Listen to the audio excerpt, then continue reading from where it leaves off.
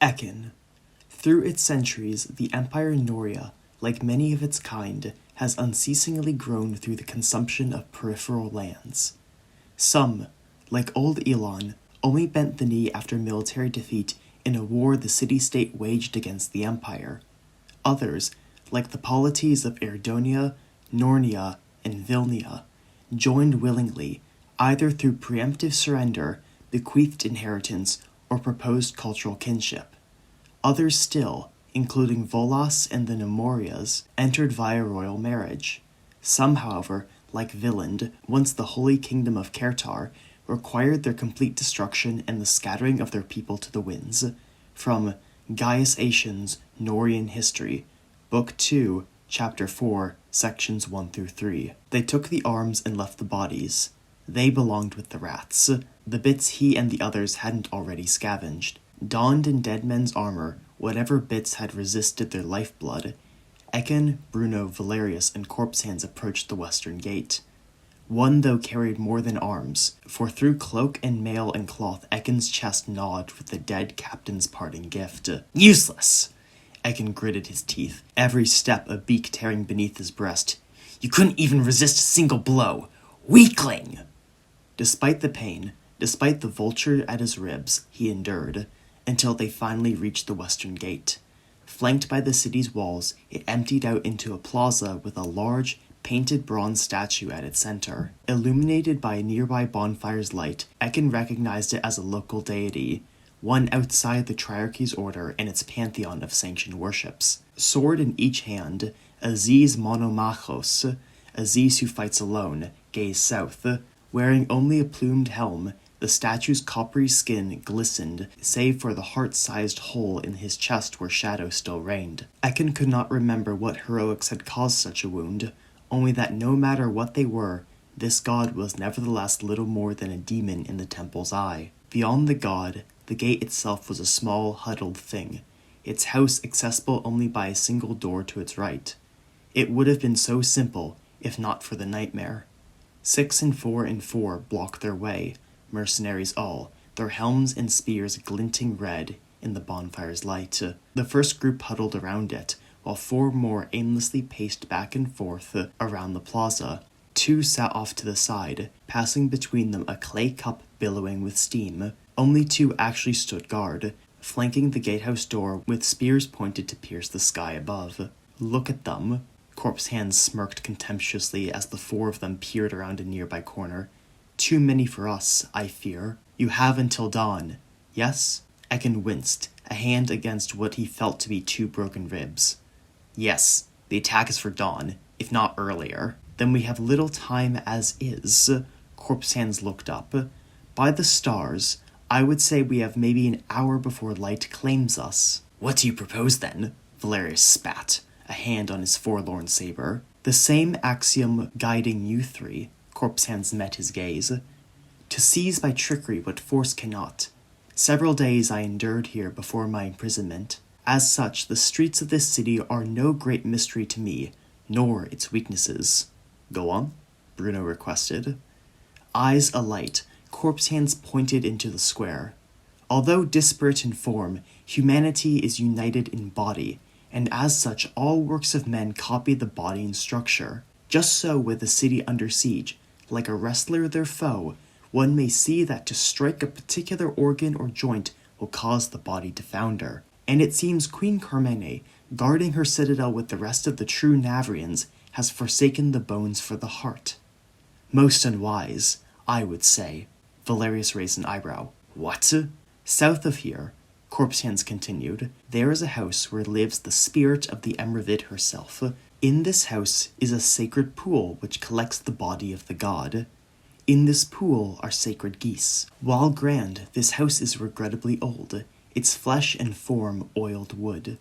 Should something befall the house of Lady Emravid, even a foreign blade might take notice. At once Corpse Hands doffed his helmet, rippling brown hair flowing forth. His spear and shield soon followed, then his saber which he pressed back into Valerius' grasp. What are you doing? He hissed. Corpse Hands reaffixed his dingy hood. Traveling light. Commander! Valerius turned to Ekkin. You're just going to allow this?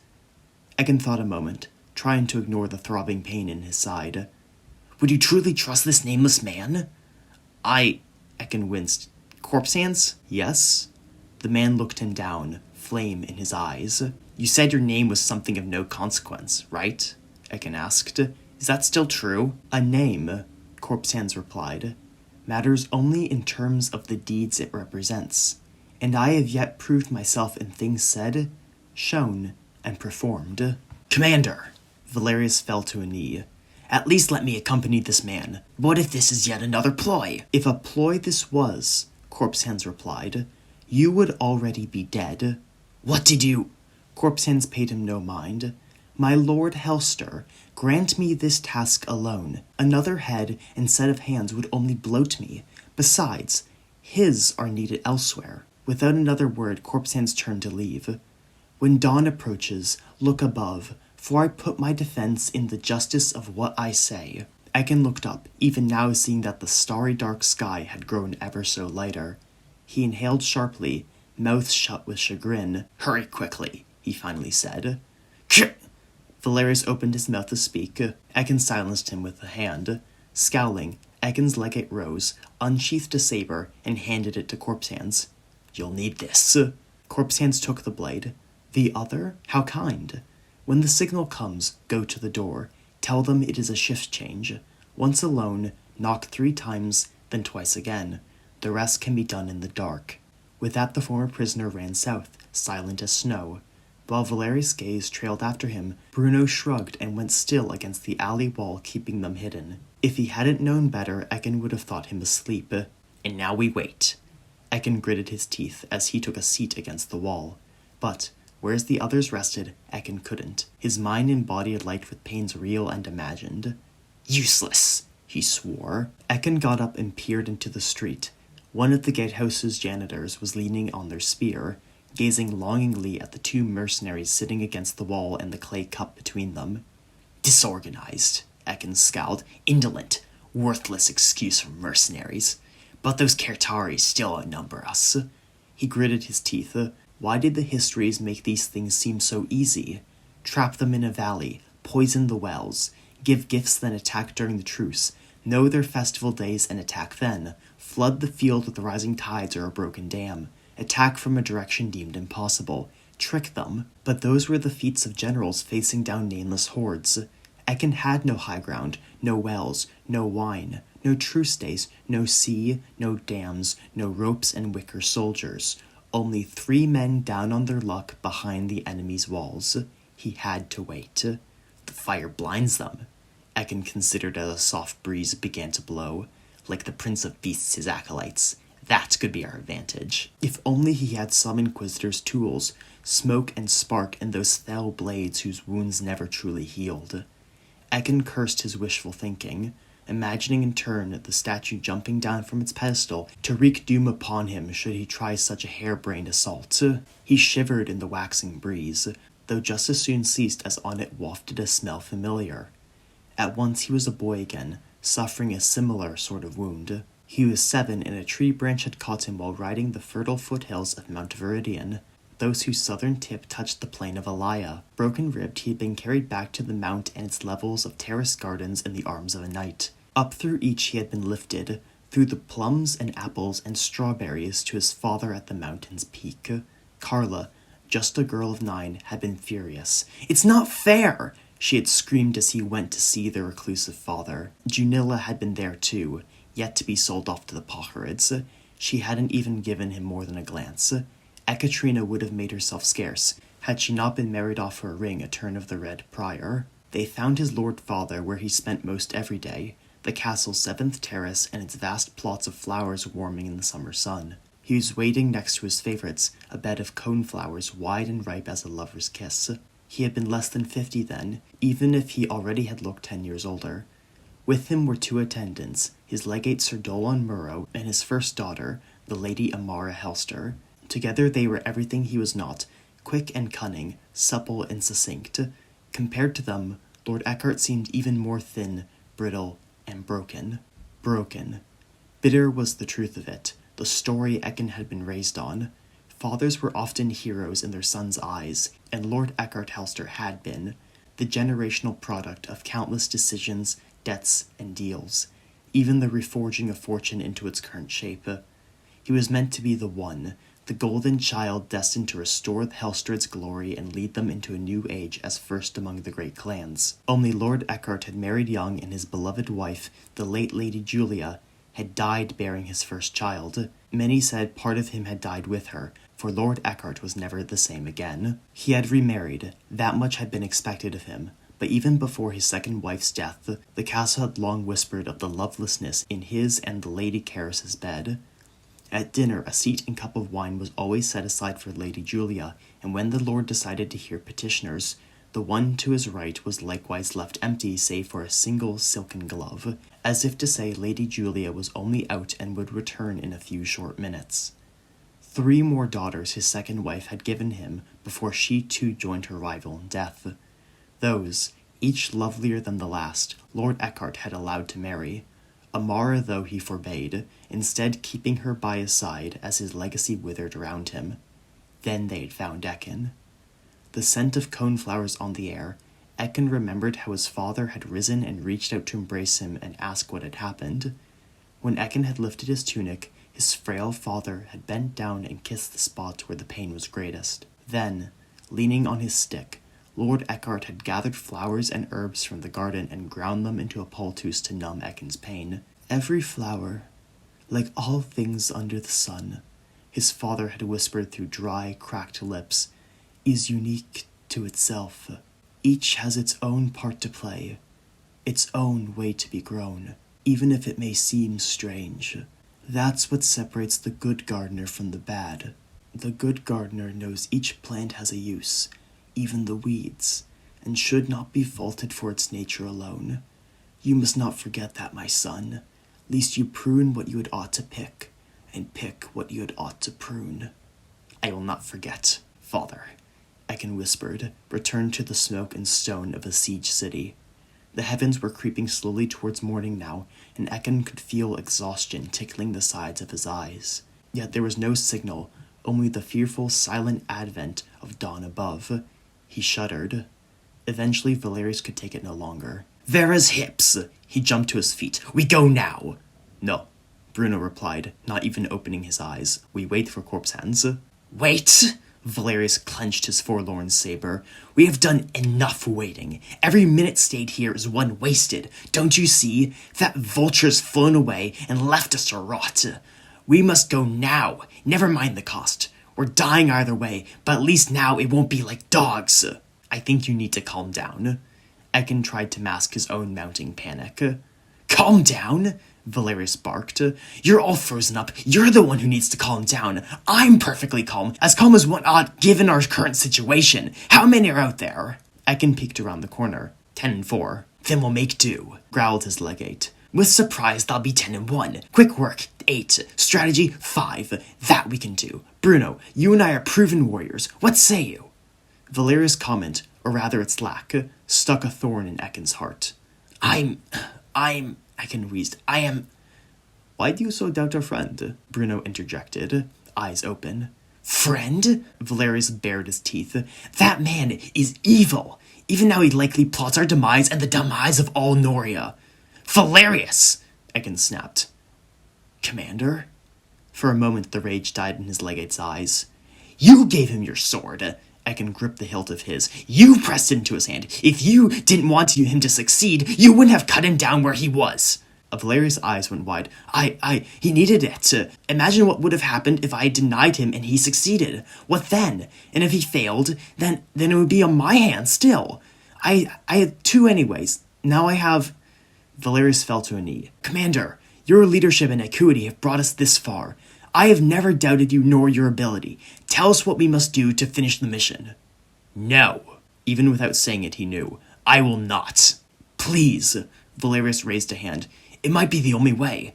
In a neophyte's hand, they become a champion. In Bruno's, on account of your injury. Or mine. Has desperation robbed your wits? Ekkin demanded. I will not have it. My lord, Valerius pleaded, the honor would ever be yours, for I and mine are mere stewards of your honor and your resurgence. How dare you? Ekkin's face twisted in pain. "Should we die, it will be with my clan sword in my own hand, not yours." Valerius opened his mouth to speak, only for something inhuman to take its place. Through the air tore a guttural screech, ululating into the distance until growing silent once more. Plague-like, dozens more screams then replaced the first. Looking south, over the roofs, Ekkin saw a dark cloud rising, one which called to mind an old adage, a question with no answer. "When is a duck a goose?" The signal. Bruno rose and adjusted his helm. "It is time." Just as he finished, a thunder of sandals rushed past. Ekkin and his lieutenants pressed themselves against the alley walls, their previous argument all but forgotten. "Don't see us," Ekkin whispered. He peered out into the street, then just as quickly jumped back as 2 more guards caught up with the main group. After them there were only 3 sets of arms left, glinting in the bonfire's light. The statues and the 2 others, all each equally still. Ekkin turned to his friends. "We go now." "Either of you know Kertari?" Ekkin asked as they approached. "Enough," Bruno replied. "Do the talking then," Ekkin whispered as they entered the bonfire's light. "Valerius and I will do the rest." As they did, one of the guards looked up and barked something in their coarse tongue. Ekkin tried to hide a sneer. Some gift from their god. He couldn't tell if the guard was surprised, elated, or suspicious, but at this point Ekkin didn't care.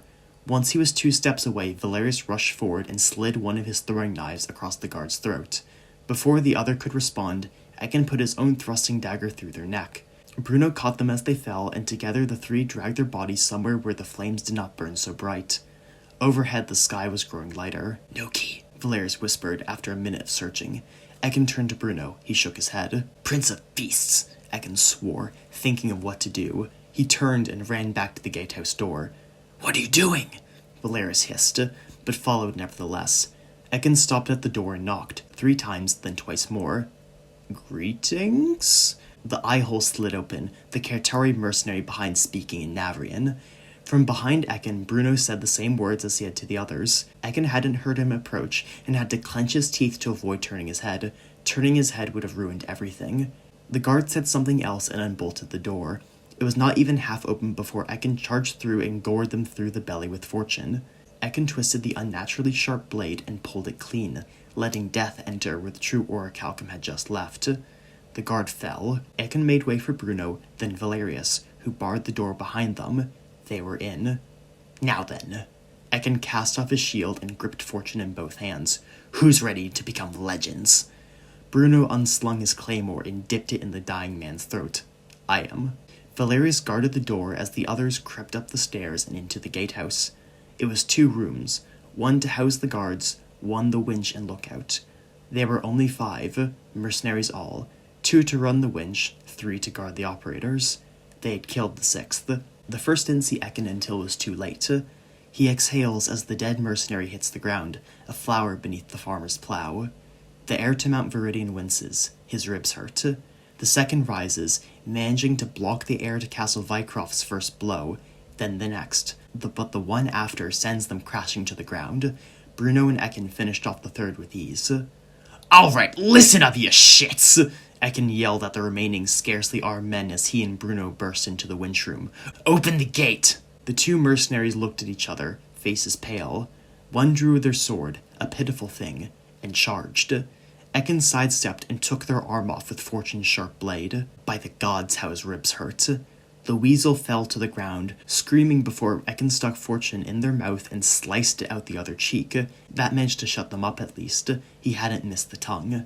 "The gate!" Ekkin rasped, holding one arm aloft and another to his broken ribs. Quivering, the final soldier drew their sword, threw it down, and fell to their knees. "Open it!" he bellowed. "Oh!" He gritted his teeth.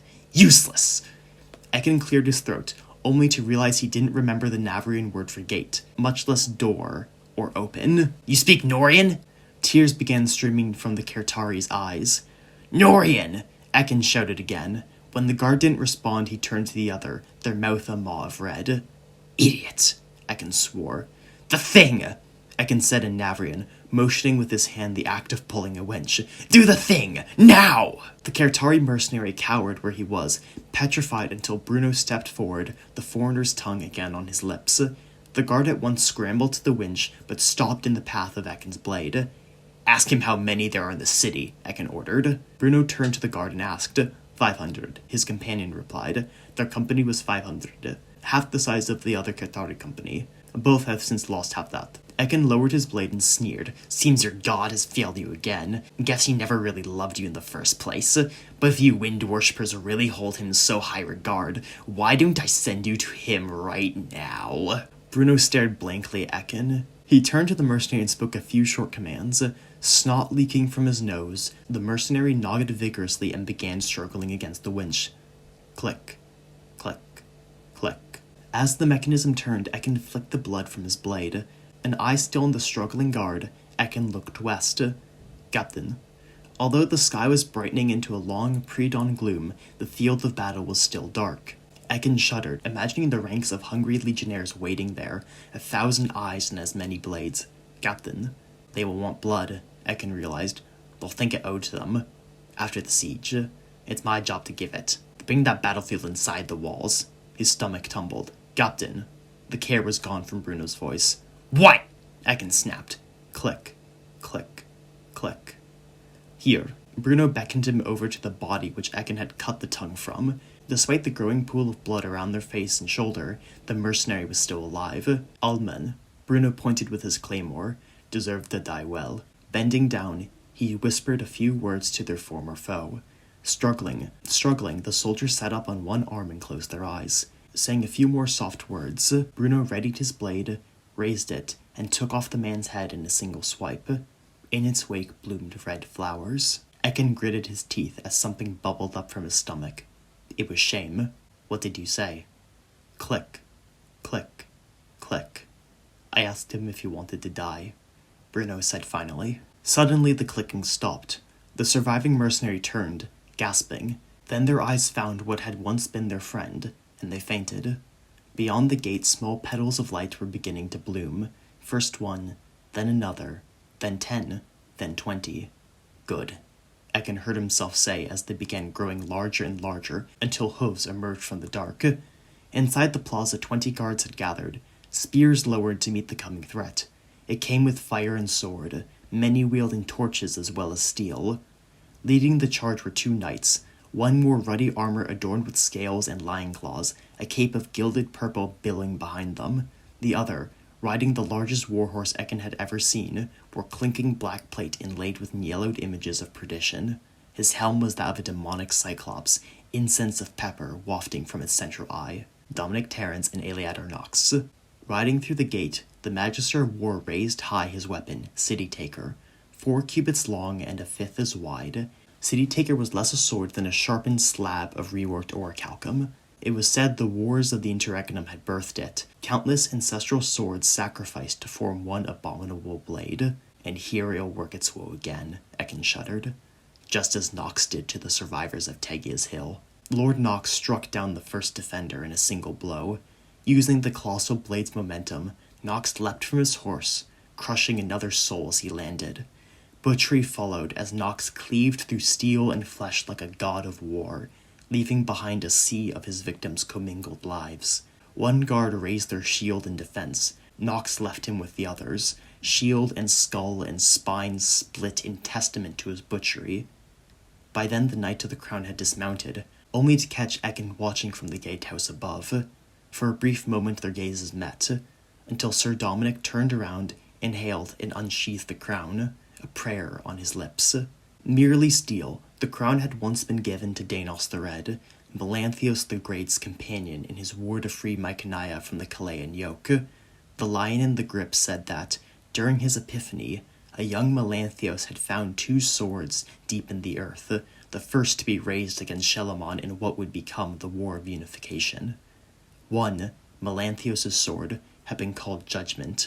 The other, Soundless Song, had been given to Danos, who later claimed the crown after the first had been lost. Judgment would in time join its sister sword, stolen upon the assassination of the 3rd Emperor Noria. Sir Dominic parried the first soldier he met, then went for the heart. When blade met flesh, the air around the crown shimmered like that above a flame. Advancing to the next, the crown went through spear, then half the guard's shield with surprising ease. When Dominic found their throat, the air shimmered again. The next Dominic cut down even quicker. though by then he was half surrounded. Ekkin's eyes widened as Dominic charged, swinging faster and faster as the crown now cut through shield and spear and armor and flesh as if open air. Enveloped by shimmering wings, Dominic practically waded through his enemies, leaving death in his wake. Seeing the tide coming up to meet them, one by one the defenders threw down their arms and ran. That blade, Ekkin shuddered. What fell enchantment has been placed on it? Smoke filled his nostrils. The riders which Sir Dominic and Lord Knox had led were now setting fire to the plaza. Soon Aziz Monomachos, the dead god of the Green Navrians, was looking over a dying city. In the distance, though, a larger column of smoke was high in the pre-dawn gloom. Behind it opened the banks of the Emravid. The temple, Ekkin whispered. The temple of Lady Emravid was burning.